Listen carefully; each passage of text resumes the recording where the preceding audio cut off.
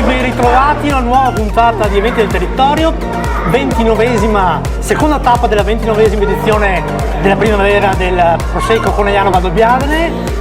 Siamo alla 52esima edizione della Cartizia Valdobbiadene di San Pietro di Barbozza e al mio cospetto c'è il nuovo presidente Luca Donadini. Intanto ben arrivato, grazie. Congratulazioni per questa nomina nella continuità della Proloco, però adesso si parte e si lavora sul serio.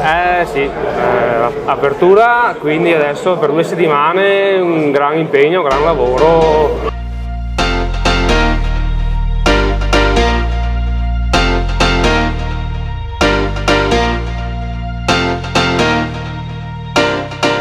Noi come provincia di Treviso facciamo parte del comitato promotore da quando è nata questa rassegna, di cui andiamo particolarmente fieri, insieme a tante altre rassegne che ci sono nella Marca e che valorizzano i nostri prodotti trevigiani, quindi noi facciamo parte e ne siamo davvero molto contenti.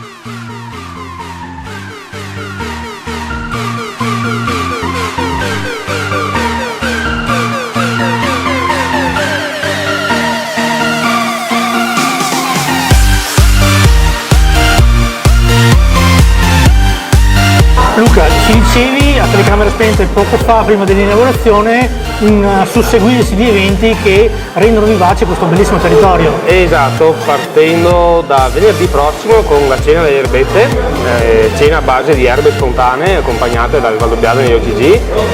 Il sabato dopo subito la cena del pesce, sempre accompagnata col Valdobbiadene di OCG. Poi abbiamo organizzato 2 serie di degustazioni con il Montalcino NAI, il Brunello di Montalcino, degustazione a cura di Elisa Fiore Gubellini, per chi segue i social, persona molto attiva. Abbiamo introdotto 2 date, perché all'inizio era solo una data del giovedì 11, ma abbiamo dovuto aprire anche il martedì 10 per la grande richiesta. E poi basta, dopo chiudiamo il 13 con una cena delle costate, anche lì normale.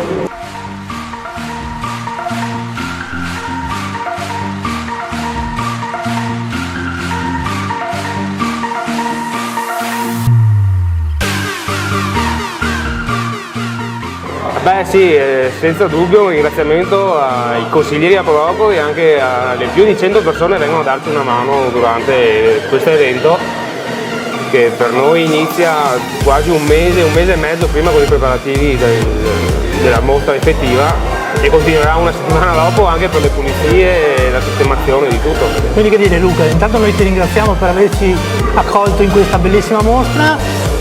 Oggi l'inaugurazione non è andata, domani a Pasqua sicuramente farete una bella mangiata, poi dovrete venire sicuramente qui ad assaggiare un buon calice. Luca, dai un appuntamento a tutti i telespettatori per le prossime settimane.